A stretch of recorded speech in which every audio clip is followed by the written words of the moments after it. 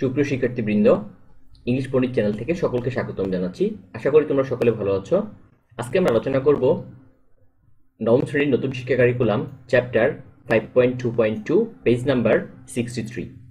এই চ্যানেলে যারা নতুন তাদের সকলকে রিকোয়েস্ট করব চ্যানেলটিকে সাবস্ক্রাইব করে পাশে থাকার জন্য। Now reflect on the steps you have followed in doing activity 5.2.1, অর্থাৎ 5.2.1 অ্যাক্টিভিটিতে যে ধাপগুলো অনুসরণ করা হয়েছে তা পর্যালোচনা করতে হবে। অ্যান্ড ঠিক the steps you have followed from the given list to solve the problems, অর্থাৎ সেখানে সমস্যা সমাধানের জন্য যে সকল ধাপ তুমি অনুসরণ করেছো সেগুলোতে টিক চিহ্ন দাও। অর্থাৎ এখানে আমাদের যেই ধাপগুলো আছে ইয়েস এবং নো, এগুলোতে আমাদের টিক মার্ক প্রদান করতে হবে। সো দেরি না করে আমরা সরাসরি আমাদের মূল টপিকে চলে যাই। এখানে তোমাদের প্রয়োজন অনুযায়ী বাংলা অর্থসহ দেয়া আছে, তোমরা সেখান থেকে দেখে নিতে পারো। প্রথম লাইন হচ্ছে আইডেন্টিফাই দ্য প্রবলেম, সমস্যা চিহ্নিত করো।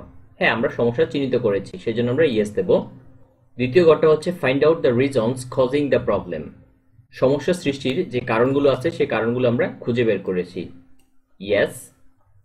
তারপর হচ্ছে identify the necessity to solve this problem, সেই সমস্যাটা সমাধান করার প্রয়োজনীয়তা চিহ্নিত করতে হবে, সেটাও করেছি, ইয়েস।